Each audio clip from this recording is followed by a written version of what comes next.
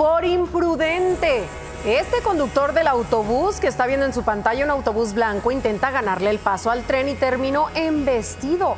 El incidente ocurrió el sábado en Tlajomulco, en Jalisco. Las autoridades trabajaron durante más de 2 horas para despejar la zona y quitar así el camión de las vías. A pesar de que este accidente pudo haber sido una tragedia, el conductor solo sufrió algunas heridas. Esta es la prueba fehaciente de que cuando no te toca, aunque te pongas, ¿verdad? Así la libró, de milagro, de verdadero milagro. Y así iniciamos con esta Imagen Noticias. Acompáñenos, es lunes, iniciamos semana informativa y hay mucho de qué platicar. Antes de ir con la información ya de lleno, vea esto.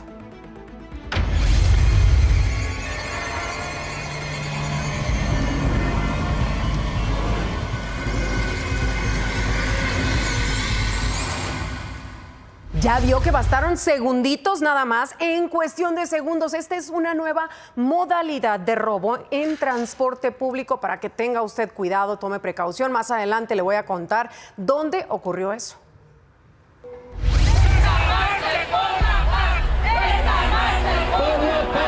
Queremos salir a las calles sin miedo, queremos salir a las calles sin tener que perder a un ser querido. Los más de 3 meses que tenemos siendo rehenes del narco, de la violencia, es demasiado lo que hemos sufrido. Pérdidas humanas, pérdidas de empleos, pérdidas de familiares. ¿Qué pasa? ¿Por qué no voltean a vernos? Somos seres humanos. Es el hartazgo, es el miedo, es el terror. Es todas estas sensaciones que experimentan los habitantes de Sinaloa día con día. Ni usted ni yo, si no estamos en Sinaloa, no sabemos cómo viven ellos entre las balas, atemorizados todo el tiempo. Y por eso es que miles de ciudadanos salieron otra vez a las calles de Culiacán para exigir paz. Fue la segunda marcha ya en menos de 72 horas. Están pidiendo a las autoridades que detengan la tremenda ola de violencia que se desató allá a raíz de la detención del Mayo Zambada, este conflicto entre los Chapitos y la Malliza desde septiembre ya. Al grito de "somos más los buenos", también recordaron a los pequeños Gael y Alexander, 9, 12 años. Ellos fueron asesinados junto a su papá la semana pasada. Y esta mañana, en su conferencia semanal, el gobernador de Sinaloa, Rubén Rocha Moya, habló de estas manifestaciones. Aseguró que no habrá represión y dijo que están trabajando con el gobierno federal para poder regresar la paz al estado.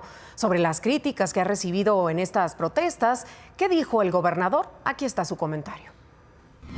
No tengo pensado renunciar. En el curso de esta conferencia, esas preguntas. Sí, bueno, está bien. No tengo pensado, no hay razones para eso. Se ha alargado este estado de violencia y que se ha lastimado la paz de Sinaloa, se han lastimado a familias en particular. Los enemigos son la delincuencia y el encono, nunca el gobierno. Ya son 141 días de que todas esas familias que acabamos de ver en la manifestación y muchas más están viviendo en esta ola de violencia que los azota, que azota al estado completo. Tan solo este fin de semana, mire, se registraron 6 asesinatos y 8 personas fueron reportadas como desaparecidas. Mientras tanto, la Cruz Roja Mexicana en el estado hizo un llamado a grupos de la delincuencia para que respeten a su personal, a sus instalaciones, los vehículos, porque le cuento que una de sus ambulancias fue robada por hombres armados tras atender un reporte en Culiacán. A esas tenemos que llegar por allá. Y seguimos ahí en Sinaloa porque un ex policía municipal de Guasave y otros 3 internos se fugaron este fin de semana del penal de Angostura. El exagente fue identificado como Eleazar Guadalupe, sentenciado por homicidio calificado en 2020. Los otros 3 internos son acusados de secuestro y robo de vehículo. Habían sido internados apenas hace 2 semanas. Y este fin de semana se registraron 187 asesinatos en todo México, en todo el país. Vea las cifras. De acuerdo con el reporte preliminar de la Secretaría de Seguridad Federal, el viernes se reportaron 59 homicidios, mientras que el sábado fueron 49 los asesinatos y ayer hubo 79 más. 2 de ellos, por cierto, ocurrieron justo a la madrugada de ayer en el bar Ópera en Tabasco. En el último año le he presentado aquí varios ataques en bares del estado. Van 10 y más de 30 muertes ya. Este último atentado ocurrió horas después apenas de una marcha en la que se pidió frenar la violencia organizada por aliados de Morena. Ahí también exigieron justicia por el periodista Alejandro Gallegos, quien desapareció el viernes y su cuerpo fue encontrado sin vida el sábado. Sobre el caso del periodista, Cristo Ramírez nos tiene toda la información, por eso me enlazo contigo, Cristo. Buenas tardes. Buenas tardes, Cristal. Pues sí, así como lo mencionas, fue ejecutado el académico y periodista Alejandro Gallegos León. El día viernes su familia lo había reportado como desaparecido ante la Fiscalía. Unas horas después fue encontrado su cuerpo en una comunidad del municipio de Cárdenas, en Tabasco. Fue así como se supo de que Alejandro Gallegos León, académico y periodista, había sido ejecutado a sus 51 años de edad. Fue velado y despedido por amigos, familiares y compañeros de profesión aquí en la ciudad de Villahermosa, Tabasco, y hace algunos minutos fue su sepelio. La Fiscalía del Estado ha informado que las líneas de investigación no apuntan a que este homicidio haya sido derivado de su profesión. Sin embargo, el gobernador del estado se comprometió a esclarecer el hecho, y organizaciones internacionales como la ONU ha solicitado a las autoridades locales que no se descarte esta línea de investigación, puesto que fue muy corto el tiempo desde su muerte hasta que se dio esta información para que se descarte que pudo haber sido una ejecución derivado a sus actividades periodísticas. Cristal. Gracias, Cristo. Definitivamente salieron a dar una reacción, reaccionaron de inmediato, muy pronto, y entonces había que investigar el tema personal del periodista. Yo le quiero actualizar esta cifra porque en lo que va de este sexenio ya son 4 los periodistas asesinados. México sigue estando ahí en el top de los países más peligrosos para ejercer esta profesión. El primero de ellos fue Mauricio Cruz, aquí lo recordamos, fue baleado el 29 de octubre. Un día después apenas atacaron a Patricia Ramírez. La siguiente víctima fue Cayetano de Jesús y el último incidente fue el de Alejandro Gallegos. Descanse en paz. Mientras que vámonos ahora a Guanajuato, porque ahí hombres armados entraron a una boda. Imagínense, estaba la fiesta todo lo que da. El grupo musical ahí tocando, la gente bailando y demás en Salamanca. Y llegó este comando a atacar a los asistentes.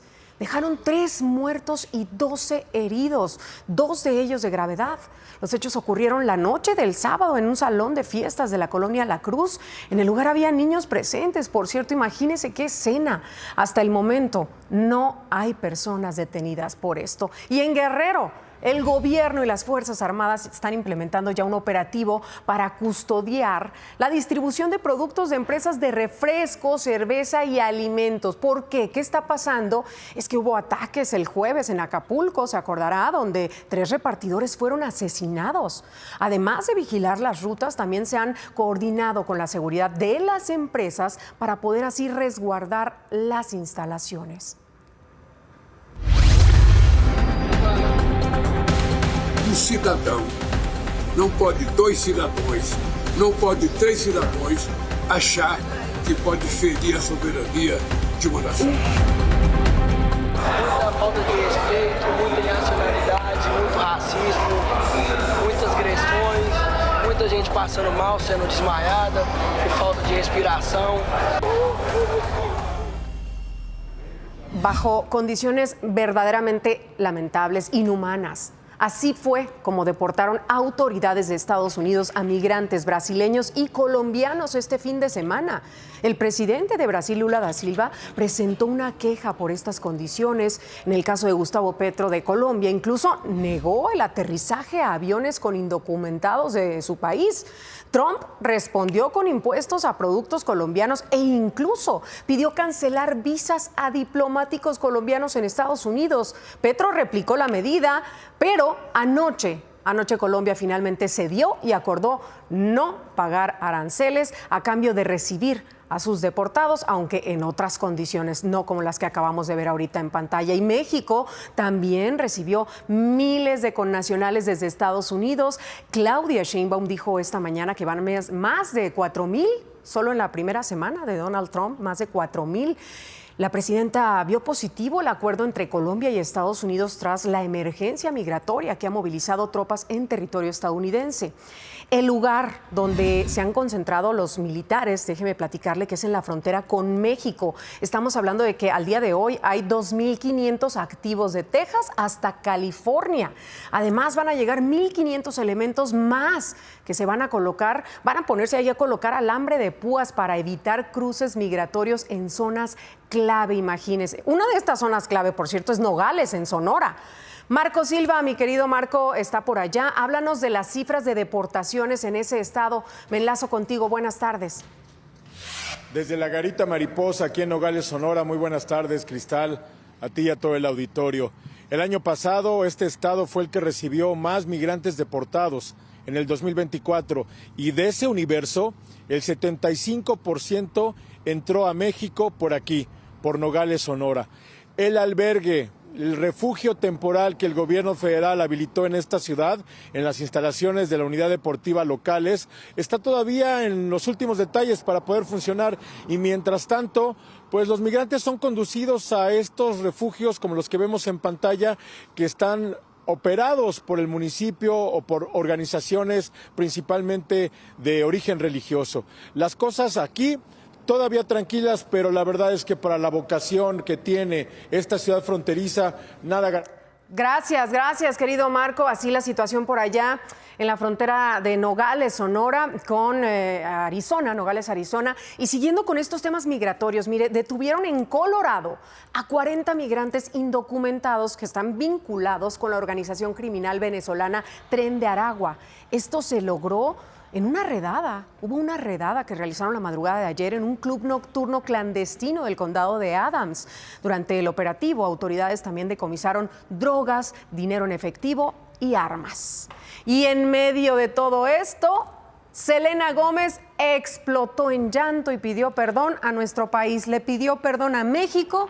Oscar Madrazo nos tiene más de esta información. Cuéntanos, buenas tardes. Hola, ¿cómo están? Feliz lunes. Sí, caray, estuvo tremendo esto. Ella no podía dejar de llorar, Selena Gómez. Habló de lo que sucede a los mexicanos en Estados Unidos. Y bueno, aunque nunca mencionó que hablaba de las deportaciones, compartió una historia con el emoji de una bandera mexicana muy acongojada por la gente. Y bueno, es que hay que recordar que su papá, Ricardo Joel, es originario de Guadalajara. Y ante las críticas, Selena de repente bajó la historia, pero aquí la recuperamos. Escuchen esto. All my people are getting attacked. The children. They don't understand. I'm so sorry. I wish I could do something, but I can't. I don't know what to do. I'll try everything, I promise. Pero desgraciadamente al parecer no se quiere hacer justicia. Y a mí me gustaría creer y seguir creyendo que México es un país honesto, donde no se aprovechan de casos mediáticos, porque eso no fue feminicidio en grado de tentativa. Cometió un error, sí, una patanería que yo no apruebo, que estuvo horrible y que lo llevó a donde está ahorita. Pues esa patanería le costó la libertad a su hermano, porque el Fofo Márquez fue declarado culpable por el delito de feminicidio en grado de tentativa. En la audiencia, celebrada en el penal de Barrientos, Rodolfo Márquez nuevamente pidió no juzgarlo como Fofo. Y a pesar de que sus abogados pidieron desestimar muchos peritajes de la parte acusadora, el juez no lo concedió. Al escuchar la declaración de sentencia, la madre de El Fofo empezó a llorar. Tranquila. El influencer llegó a la rejilla de prácticas como en otras ocasiones, vestido de azul rey, pero hoy llevaba encima una chamarra del mismo color y de marca. Al dictar la sentencia, el juez dijo que el video hablaba más que cualquier otra prueba, por lo que echó abajo todo lo presentado por los abogados del influencer.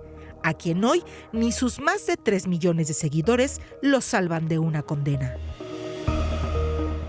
Ahora sí nadie lo salva. Luego de darse a conocer el fallo, Edith Márquez, la víctima del fofo, lloró y agradeció el apoyo recibido.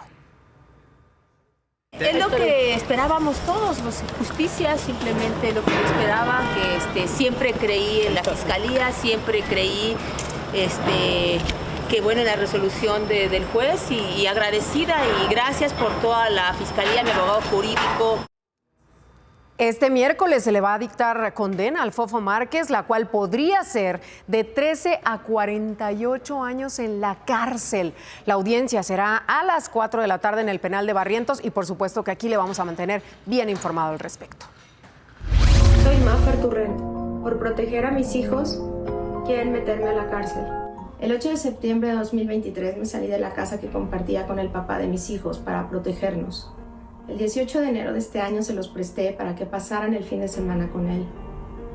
Desde entonces no los he visto. Todo esto lo ha hecho en complicidad con jueces corruptos y con abogados que defienden a violentadores. ¡Qué historia! Un caso más de violencia vicaria. Aquí le hemos hablado sobre Mafer Turrent. Ella está detenida en la Ciudad de México, vinculada a proceso por sustracción de menores. Había denunciado a su exesposo Edgar N. por violencia familiar y posteriormente violencia vicaria. Escuchen. ¿Tú crees que soy pendejo? Soy un pinche psycho. Soy un pinche psycho. No le juegues. A mí me haces caso y te hincas, pendeja. ¡Te hincas! ¡Te hincas o mato a tus hermanos! ¡Pendeja! ¡Te sales ahorita! ¡Ey, no me lo hagas así, eh! Te amo con todo mi corazón, con todo mi corazón. Yo igual. Y te extraño demasiado. Me preocupé cuando no contestabas. Pensé que te habías morido o te había pasado algo. Con todas estas pruebas y ella es quien está en la cárcel. Sobre este caso se pronunció la fiscal de justicia de la Ciudad de México, Berta María Alcalde. Dijo que está revisando puntualmente la forma en la que el caso se ha llevado a cabo y que se va a investigar la manipulación del sistema con recursos económicos o aprovechando vínculos con el poder. Además, señaló que se busca erradicar vicios como el influyentismo y la corrupción. Anunció la destitución del fiscal que llevaba la investigación. Se ha tomado la decisión de sustituir al titular de la Fiscalía de Investigación de Delitos Cometidos en agravio de niñas, niños y adolescentes, además de implementar acciones para evitar que se soliciten medidas cautelares sin tomar en cuenta el análisis del contexto y el bienestar de las y los menores de edad. Por cierto, hoy se realiza la audiencia inicial de Mafer en la que su familia espera que sea cambiada la medida cautelar y por tanto pueda salir de la cárcel, de prisión. Además esperan que el juez resuelva con perspectiva de género. Por supuesto que aquí vamos a estar muy al pendiente de lo que ocurra. Banco Multiva presenta. Rodrigo Pacheco, voy contigo. ¿Cómo se mueven las finanzas hoy? Pues las exportaciones creciendo, querida Cris. Hoy se dieron a conocer los datos de la balanza comercial de México, que se refiere a lo que exportamos y lo que importamos. El año pasado, México exportó 1.690 millones de dólares por día, equivale a prácticamente 84 millones de pesos por segundo y crecieron 4% en comparación con 2023. El 84% de estas exportaciones se dirigen hacia los Estados Unidos. Para dimensionar esta cifra, basta mencionar que para Colombia representa a Estados Unidos el 28% de sus exportaciones y ve cómo tuvo que negociar, así que pues es interesante considerar ese número. Otro dato adicional a considerar es que las manufacturas de exportación son por mucho la mayor fuente de dólares para México.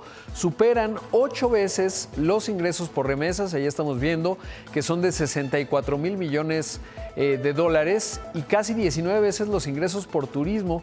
Así que bueno, pues eso es lo que nos habla de la potencia violencia que tiene México. Los datos de la balanza comercial revelan que las importaciones de gasolina se dispararon en diciembre 63%, lo cual se explica pues poco más de la mitad de la gasolina que se utiliza en nuestro país y subió mucho. Y por último, las cifras también muestran cierta debilidad en el consumo que se da o se hace evidente por una caída de 3.1% en las importaciones de bienes de consumo, porque bueno, pues el peso se ha depreciado algo y quizás eso ha influido. Así que algunos datos en esta coyuntura, Cris. Muchísimas gracias, Rodrigo. Te esperamos de vuelta. Queremos pedir su apoyo, por favor, para dar con el paradero de Rubén Díaz Valencia, de 62 años. Está apareciendo en su pantalla. Él fue visto por última vez el viernes en la colonia Pedregal de San Nicolás, en la alcaldía de Tlalpan. Iba a bordo de un auto color rojo con placas de circulación 468ZZL. Si usted tiene más información que nos ayude a su localización, por favor, comuníquese a los teléfonos que aparecen en su pantalla. Volvemos. Ya son las 2:30 de la tarde y de esto también debe enterarse aquí en la Ciudad de México. Alessandra Rojo de la Vega, alcaldesa de Cuauhtémoc, denunció que el viernes fue amenazada de muerte tras haber encabezado un operativo en Tepito. Esto mediante mensajes en Instagram. Ya presentó una denuncia ante la Fiscalía Capitalina. También aquí en la Ciudad de México, Mauricio Tabe, alcalde en Miguel Hidalgo, inauguró la totalmente renovada calle de Gobernador B. Gelati. Señaló que esta obra se logró gracias a los esfuerzos de los vecinos para aplicar recursos en un tema prioritario para la zona. Y David Martínez, médico egresado del IMSS y peleador de la UFC, dedicará su próxima pelea al personal de salud y a quienes luchan contra alguna enfermedad. Black Spartan hizo un llamado a la reactivación física y a no descuidar los esquemas de vacunación.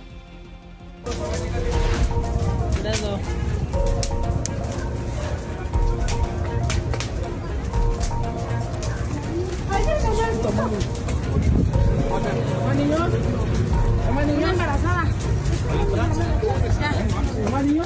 ¿El bebé? Ya lo sé.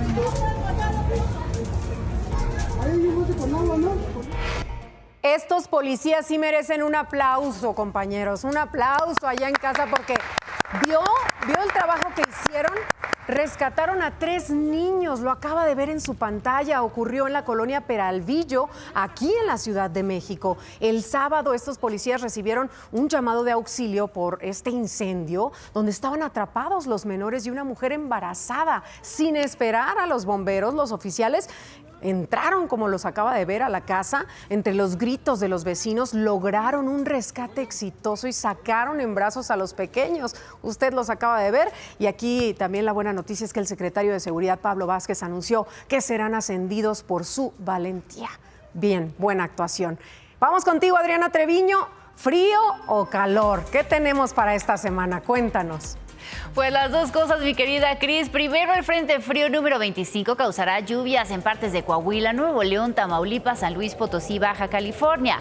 En este último hay probabilidad para la caída de nieve o aguanieve sobre las sierras de Juárez y San Pedro Mártir. Las lluvias también estarán presentes en la península de Yucatán debido a una vaguada. Y para el resto del país se espera un aumento gradual de las temperaturas y baja probabilidad de lluvia. Cristal, con esta información regresamos contigo. Gracias, Adri. Y vamos a cambiar aquí de información de tono porque todavía hay muchas preguntas que no se han resuelto, no se han respondido en torno al caso de Paula Lloset. ¿Se acuerda de ella? Esta jovencita que murió adentro de un penal de Sonora.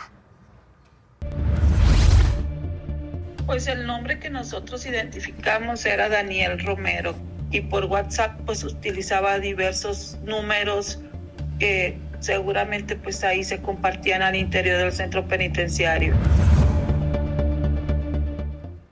¿Qué sucedió con este caso? Los registros, por ejemplo, de ingreso al penal de Paula Lloset y de su amiga Regina, ¿dónde están? ¿Dónde está Regina, la amiga de ella, de Lloset? Más adelante vamos a platicar mucho más de este tema que sigue dando de qué hablar, porque una mujer perdió la vida al interior de un penal y no hay respuestas, no hay justicia. Volvemos. Yo estaba en total desacuerdo y hasta con cierto enojo, ¿no? Porque pues no podía asimilar que una persona tuviera contacto con mi hija desde un centro penitenciario y mucho menos que ella decidiera ir a visitarlo, ¿no? Es el testimonio de la mamá de Paula Lloset, esta joven quien murió adentro de un penal de Sonora hace un año ya. Y hay muchas preguntas alrededor de esta historia sin resolver, todas alimentadas por una serie de irregularidades que envuelven la muerte de esta jovencita. Paula Lloset conoció a Carlos Alexis Romero, recluso del Cerezo 2 de Hermosillo, a través de redes sociales. Él utilizaba el nombre de su hermano en sus cuentas de Facebook e Instagram para comunicarse con la joven. Pues el nombre que nosotros identificamos era Daniel Romero. Y vino ciertas conversaciones que tenía por ahí públicas y por WhatsApp pues utilizaba diversos números. Seguramente pues ahí se compartían al interior del centro penitenciario. Carlos Alexis Romero cumple una sentencia por delitos contra la salud y robo. Paula Lloset tenía 23 años. Sin embargo, no contaba con una identificación oficial. Un par de meses previos a su muerte, había extraviado su credencial de elector y su pasaporte estaba vencido. Para ingresar al penal, este era un requisito indispensable. Tampoco le solicitaron el resto de documentos obligatorios para realizar una visita íntima, como acta de matrimonio o comprobante de concubinato, con los que Paula no contaba. Paula no iba sola. Acudió al penal acompañada de Regina, una de sus amigas, quien también tendría una visita íntima con otro recluso. Eran dos amigos sentenciados, dos personas que están en un centro penitenciario, citaron a estas dos jovencitas y ellas ingresaron al centro penitenciario, pero ninguna de las dos tuvo registro. Paula se hizo un registro ya por computadora después de lo que pasó del suceso. Al inicio de la investigación, Regina fue citada a declarar ante el Ministerio Público. Al no encontrar elementos para probar su participación en la muerte de Paula, no volvió a presentarse ante las autoridades. Sin embargo, su testimonio podría ser determinante en la investigación. Eso es lo que me contestó por medio de un mensaje de WhatsApp. Cuando ella se sienta preparada, pues iba a tener oportunidad de platicar conmigo y de darme la versión que ella tiene, ¿no?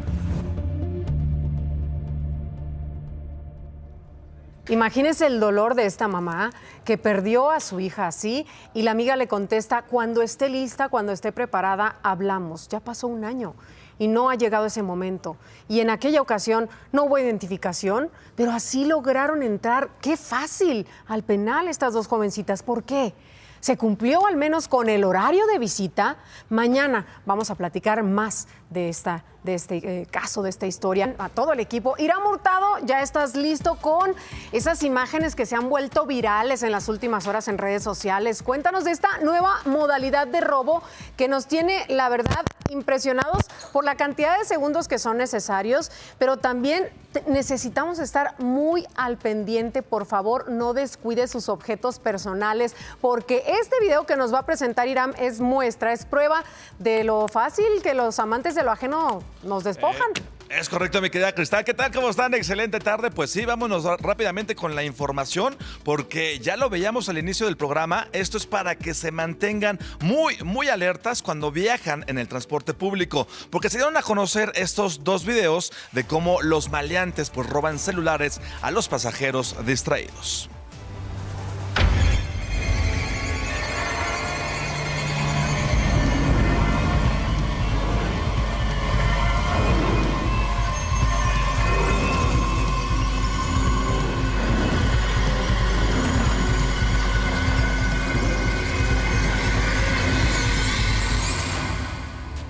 ¿Vieron la agilidad de estos hombres? Así de fácil, así de rápido. Estas dos mujeres fueron despojadas de sus pertenencias mientras se encontraban sentadas al lado de una ventana revisando su teléfono. Estos robos habrían ocurrido en diferentes estaciones del Mexibus. Tomen, por favor, sus precauciones.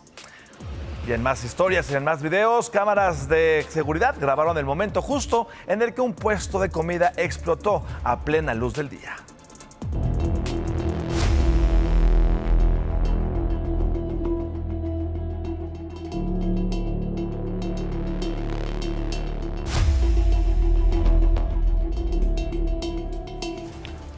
Tremendo susto que se llevaron, ocurrió en Veracruz. Una fuga de gas ocasionó el percance mientras varias personas se encontraban alrededor, como lo estamos viendo en la imagen. Afortunadamente no se registraron víctimas, pero sí varios daños a negocios y automóviles que se encontraban alrededor. Y ahora yo les quiero preguntar quién cree que tuvo la culpa en este choque entre un tráiler y la unidad de transporte público.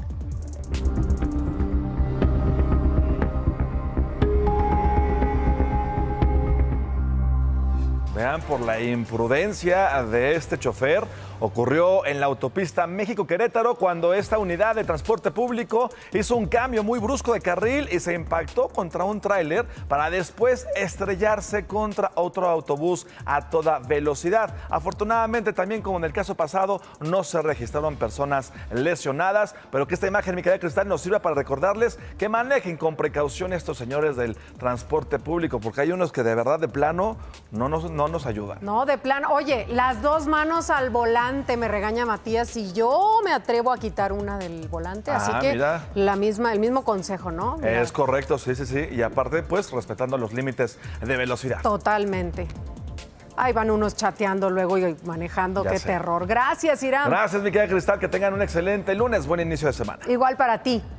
Y mire, otro estado de nuestro país se tiñe, se pinta de verde. Nayarit despenalizó el aborto hasta las 12 semanas de gestación. Con esto, el estado se convierte en la entidad número 20 ya en eliminar esta práctica del Código Penal. Por supuesto que dio mucho de qué hablar esta noticia y vamos a dar seguimiento en ese tema también. Y bueno, y el enfrentamiento entre Maribel Guardia y Imelda Tuñón sigue, está lejos de acabarse. ¿Cómo ven? Porque hoy la joven emitió un nuevo comunicado donde asegura que vive triste, preocupada y con el daño psicológico de una agresión física hecha sobre ella en presencia de su hijo. Asegura que antes de denunciarla, Maribel Guardia nunca manifestó preocupaciones respecto a la crianza del niño, ni siquiera cuando tuvieron pues un mes de viaje solos, no, nada. Resaltó que su ex-suegra nunca tuvo el valor moral de decirle lo que supuestamente ocurría, así que la denuncia por supuesto que la sorprendió, pero sus abogados exigirán la anulación del proceso, pues sospechan colusión de autoridades. Sí, gracias, besos. Y besos a ustedes también allá en casa. Hasta mañana, buen provecho.